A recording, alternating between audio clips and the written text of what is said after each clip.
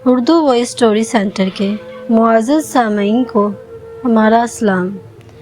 ناظرین، آج میں آپ کے لیے جو کہانی لے کر حاضر ہوئی ہوں اسے سن کر آپ بہت لطف اندوز ہوں گے۔ چلیے کہانی شروع کرتے ہیں۔ ایک دفعہ کا ذکر ہے، چین کے دور دراز دیہات میں 5 چینی بھائی سمندر کے کنارے ایک چھوٹے سے جھونپڑی میں اپنی ماں کے ساتھ رہتے تھے۔ وہ سب ہم شکل تھے اور بالکل ایک جیسے دکھتے تھے۔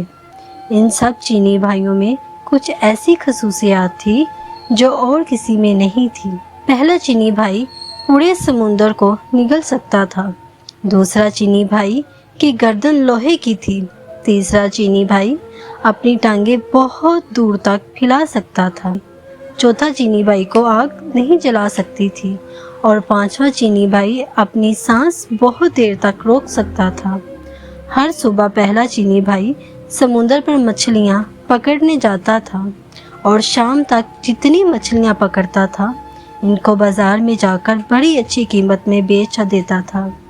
ایک دن سمندر پر جا رہا تھا تو پڑوسیوں کا ایک لڑکا بھی اس کے ساتھ ہو لیا۔ اس نے بہت منع کیا لیکن لڑکا باز نہیں آیا۔ دونوں جب سمندر پر پہنچے تو پہلے چینی بھائی نے ایک ہی سانس میں تمام سمندر کا پانی نگل لیا۔ سمندر خالی ہو گیا تو اس میں موجود تمام چیزیں واضح ہو گئی۔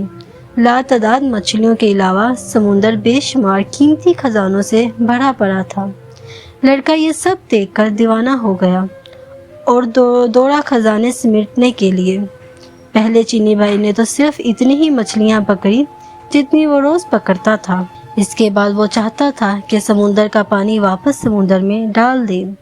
اس نے لڑکے کو آواز دی لیکن لڑکا کبھی ایک چیز اٹھاتا کبھی دوسری کی جانب لپکتا۔ اسے کچھ سنائی نہیں دے رہا تھا۔ ادھر پہلا چینی بھائی اپنے منہ میں اتنا زیادہ پانی اٹھائے تھک گیا تھا۔ بس بہت ہو گیا لڑکے، اب واپس آ جاؤ۔ اس نے پھر لڑکے کو آواز دی لیکن اس نے نہیں سنا۔ انتظار کر کے پہلا چینی بھائی جب بے حال ہو گیا اور اس کی برداشت سے باہر ہو گیا تو اس نے وہ پانی سمندر میں اول دیا اور اس کے ساتھ وہ لڑکا بھی پانی میں غرق ہو گیا۔ پہلا چینی بھائی جب اکیلا گاؤں واپس آیا تو گاؤں والوں نے اس سے لڑکے کے بارے میں پوچھا لیکن وہ کوئی جواب نہ دے سکا۔ گاؤں والے سب سمجھ گئے کہ اس نے لڑکے کو مار دیا اور انہوں نے عدالت میں جا کر اس کی شکایت کی۔ سپاہی پہلے چینی بھائی کو پکڑ کر عدالت میں لے گئے اور لڑکے کے قتل کے جرم میں اس کو سزائے موت سنا دی گئی۔ حضور والا، کیا میں آخری بار اپنی ماں سے ملنے جا سکتا ہوں؟ پہلے چینی بھائی نے جج سے پوچھا۔ ہاں، اتنی رائے تمہیں دی جا سکتی ہے، جج نے کہا۔ پہلا چینی بھائی خوشی خوشی اپنے گھر گیا اور اپنی ماں سے ملا لیکن وہ واپس نہیں آیا بلکہ اس کی جگہ دوسرا چینی بھائی جیل پہنچ گیا جس کی لوہے کی گردن تھی۔ چوک پر تمام لوگ اکٹھے ہو چکے تھے۔ جلاد ہاتھ میں تلوار لیے مجرم کی گردن اڑا دینے کے لیے تیار کھڑا تھا۔ سپاہی مجرم کو پکڑ کر لائے اور اس کی گردن شکنجے پر رکھ دی۔ جلاد آگے بڑھا اور پوری قوت سے تلوار مجرم کی گردن پر مار دی لیکن دوسرا چینی بھائی مسکراتا ہوا اٹھ کھڑا ہوا۔ چونکہ اس کی گردن لوہے کی تھی اس لیے تلوار نے اس پر کچھ اثر نہیں کیا۔ یہ دیکھ کر گاؤں کا ہر شخص سخت برہم ہوا اور اس کو مارنے کے لیے کچھ اور طریقہ سوچنے لگے۔ پھر جج نے فیصلہ کیا کہ اس کو سمندر میں ڈبو کر مارا جائے گا۔ اگلی صبح سزا سے پہلے دوسرا چینی بھائی جج کے پاس گیا۔ جناب والا، کیا سزا سے پہلے میں آخری بار اپنی ماں سے مل سکتا ہوں؟ ہاں، یہ ایک رائے تمہیں دی جا سکتی ہے، جج نے اجازت دیتے ہوئے کہا۔ وہ اجازت ملتے ہی خوشی خوشی اپنے گھر کی طرف چلا گیا۔ اگلے دن وہ واپس نہیں آیا بلکہ اس کی جگہ تیسرا چینی بھائی جیل واپس آیا جس کی ٹانگیں لمبی ہو جاتی تھی۔ اس کی سزا کی تیاری ہونے لگی۔ سارا گاؤں سمندر کے کنارے جمع ہو چکا تھا۔ سپاہی اس کو کشتی میں بٹھا کر سمندر کے درمیان میں پہنچ گئے جہاں پانی گہرا تھا اور تیسرے چینی بھائی کو اٹھا کر پانی میں پھینک دیا۔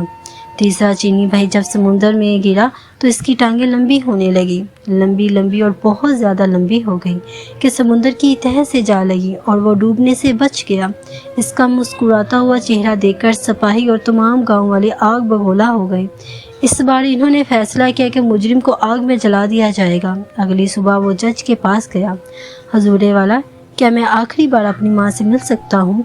हाँ, तुम्हें इतनी राय दी जा सकती है। जज ने ना चाहते हुए भी इसे इजाज़त दी थी। वो खुशी खुशी अपने घर की तरफ दौड़ा, लेकिन माँ से मिलकर वो वापस नहीं आया, बल्कि इसकी जगह चौथा चीनी भाई वापस आया। गांव वाले चौक पर जमा हो गए और सिपाहियों ने आग का एक बहुत बड़ा अलाव धगाया, जिसके शोले आसमान को छू रहे थे।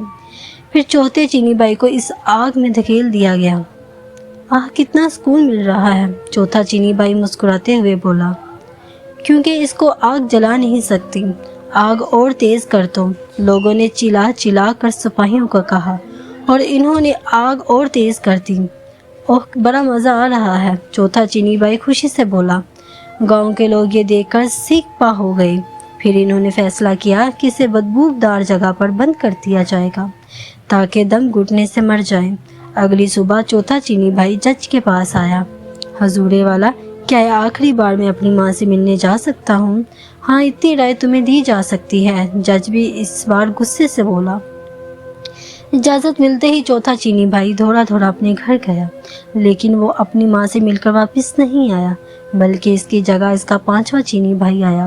सारा गांव चौक पर इकट्ठा हो चुका था। एक बंद कोठरी में बेशुमार बदबूदार और जहरीली जड़ी बूटियां इकट्ठी करके जलाई गई, और इस पांचवें चीनी भाई को इस कोठरी में फेंक कर ताला लगा दिया गया। सारी रात उजस्सस में गाँव वाले कोठरी के बाहर बैठे रहे। सुबह को जब सिपाहियों ने इसकी लाश निकालने का दरवाज़ा खोला, तो पांचवा चीनी भाई मुस्कुराता हुआ बाहर निकला। क्योंकि वो बहुत देर तक अपनी सांस रोक सकता था, इसलिए बदबू से नहीं मरा। लोग ये देखकर हक्का बक्का रह गए। जज आगे बढ़ा और बोला, हमने तुम्हें हर मुमकिन तरीके से मारने की कोशिश की, लेकिन तुम हर बार बच गए। इसका मतलब है कि तुम बेगुनाह हो, लिहाजा तुम्हें इस जुर्म से बाइज्जत बरी किया जाता है। अब तुम आज़ाद हो।